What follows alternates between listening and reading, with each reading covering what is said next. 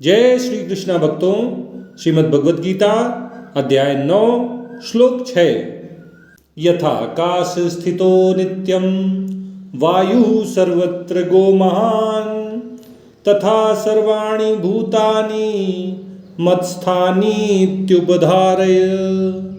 भगवान श्री कृष्ण आकाश में स्थित वायु का, हवा का उदाहरण देकर अर्जुन को समझा रहे हैं कि जैसे सब जगह विचरण करने वाली, सब जगह आने जाने वाली महान वायु नित्य ही आकाश में स्थित रहती है, उसका अस्तित्व सदा आकाश के अंतर्गत ही रहता है।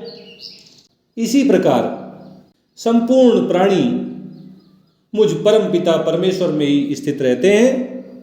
ऐसा तुम भली भांति जान लो, इसको मान लो। इस अध्याय के चौथे और पांचवें श्लोक में भगवान ने अर्जुन को 4 महत्वपूर्ण बातें समझाई हैं। पहला, मया ततमिदं सर्वम, अर्थात जो कुछ भी है, चाहे वो संसार हो या प्राणी हो, वे सारे के सारे मुझसे व्याप्त हैं, मेरे अंतर्गत ही स्थित हैं। दूसरा, मत स्थानी सर्वभूतानि न चाहम ते स्वस्थिता, सब कुछ तो मुझ में स्थित है, सारा संसार सारे प्राणी तो मेरे अंतर्गत है, लेकिन मैं उनमें स्थित नहीं हूं। मैं उनसे परे हूं, उनसे श्रेष्ठ हूं, उनसे अलग हूं। तीसरी बात, न च मत स्थानी भूतानि, जो पहले कहा कि सब कुछ मेरे अंतर्गत है, मुझ में स्थित है, अब कह रहे हैं कि मुझ में सभी प्राणी स्थित नहीं हैं। और चौथी बात कि मैं सभी प्राणियों को जन्म देने वाला, उत्पन्न करने वाला हूँ, सबका पालन पोषण करने वाला, सबको धारण करने वाला हूँ, फिर भी मैं प्राणियों में स्थित नहीं हूँ। तो ये 4 बातें जो हैं वे आपस में एक दूसरे का विरोध करने वाली हैं।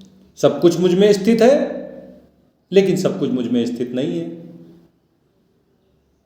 मुझ में सभी प्राणी स्थित हैं, लेकिन मैं उनमें स्थित नहीं हूं। मैं सबको उत्पन्न करता हूं, सबका पालन पोषण करता हूं, सबको धारण करता हूं, लेकिन मैं उनमें स्थित नहीं हूं।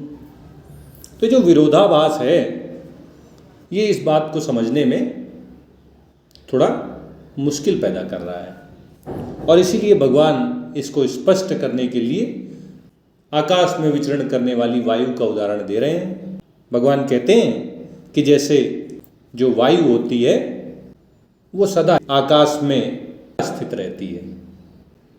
जब तक वायु का अस्तित्व होता है, चाहे वो तेज चल रही हो या बिल्कुल मंद मंद गति से चल रही हो कि हमें पता ही न चले कि हवा चल रही है, लेकिन इन दोनों परिस्थितियों में वायु हमेशा आकाश में ही रहती है। आकाश के अतिरिक्त और कोई आश्रय नहीं है वायु का, और कोई उसका आधार नहीं है। महान है वायु, जो पूरे संसार में घूमती रहती है, लेकिन इसके बावजूद वो रहती तो हमेशा आकाश में ही है। कभी एक पल के लिए भी वायु आकाश को छोड़कर कहीं और नहीं जाती है। अब भगवान कहते हैं कि जैसे वायु आकाश को छोड़ के कहीं नहीं जाती है, लेकिन फिर भी आकाश से अलग है। वायु आकाश का कार्य है और वायु का कारण आकाश है। जब कार्य कारण में होता है, लीन होता है, अव्यक्त होता है, दिखाई नहीं देता है, तो वह अप्रकट रूप से कारण में रहता है। जब कार्य कारण से अलग होकर सामने आ जाता है, व्यक्त हो जाता है, तो वो प्रकट रूप में रहता है। और फिर जब कार्य समाप्त हो जाता है, कारण में आकर फिर से मिल जाता है, तो वह फिर से कारण रूप में हो जाता है। तो कार्य चाहे अप्रकट हो, प्रकट हो या कारण रूप से हो, वो रहता हमेशा कारण के अंतर्गत ही है। ऐसे ही वायु आकाश से ही उत्पन्न होती है, आकाश में ही स्थित रहती है, और आकाश में ही विलीन हो जाती है। इस प्रकार वायु की कोई स्वतंत्र सत्ता नहीं है। आदि में भी आकाश ही रहता है और अंत में भी आकाश ही शेष रह जाता है। अब जैसी स्थिति आकाश में वायु की है, ऐसी ही स्थिति हम प्राणियों की परमात्मा में है, इस संसार की परमपिता परमेश्वर में है। तीनों लोकों में, 14 भुवनों में प्राणी कहीं भी आए जाएं, कहीं भी उनका जन्म हो, चाहे जहाँ वो घूमते रहें, लेकिन वे परमात्मा से कभी अलग नहीं होते हैं, हमेशा परमात्मा में स्थित रहते हैं, क्योंकि उनकी कोई स्वतंत्र सत्ता नहीं है। 84 लाख योनियों में घूमते रहने पर भी हम सब नित्य निरंतर परमात्मा में ही स्थित रहते हैं। और इसीलिए भगवान कह रहे हैं, तथा सर्वाणि भूतानि मत्स्थानी इत्युपधारे, कि हे अर्जुन, इस बात को तुम अच्छी तरह से समझ लो, इसको अच्छी तरह से जान लो, इसको तुम मान लो कि इसी प्रकार से सभी प्राणी मुझ में स्थित रहते हैं। उनकी कोई स्वतंत्र सत्ता नहीं है, वे सब मुझ पर आश्रित हैं, मैं ही उनका आधार हूँ।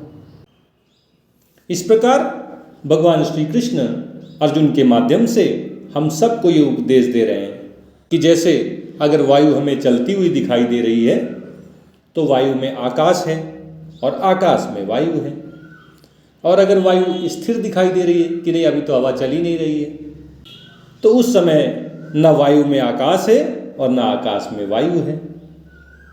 मतलब ये है कि केवल उस समय आकाश ही आकाश दिखाई देता है। तो जब तक वायु की स्वतंत्र सत्ता की मान्यता है तब तक आकाश में वायु और वायु में आकाश है। लेकिन अगर तत्व की दृष्टि से देखा जाए तो ना आकाश में वायु है और ना वायु में आकाश है, मतलब केवल आकाश ही आकाश है। इसी तरह अगर हम प्राणियों को देखकर ये मान रहे हैं कि प्राणी हैं, इनको हम मान्यता दे रहे हैं, इनकी स्वतंत्र सत्ता मान रहे हैं, तो प्राणियों में परमात्मा है, परमात्मा में प्राणी है। अगर संसार हमें जो दिख रहा है उसको अगर हम सच मान लेते हैं तो संसार में परमात्मा है, परमात्मा में संसार है। लेकिन तत्व की दृष्टि से परमात्मा से ही प्राणी उत्पन्न हुए हैं, परमात्मा से ही संसार उत्पन्न हुआ है, परमात्मा ही इन सब का पालन पोषण करने वाले हैं, और ये सब नष्ट होकर परमात्मा में ही विलीन हो जाते हैं। इस तरह तत्व की दृष्टि में केवल परमात्मा ही परमात्मा है, न तो परमात्मा में प्राणी है और न प्राणियों में परमात्मा है। केवल परमात्मा है, वासुदेवा सर्वम, सब कुछ भगवान श्री कृष्ण वासुदेव ही है। ओम तत्सत। जय श्री कृष्णा, जय श्री कृष्णा, जय श्री कृष्णा।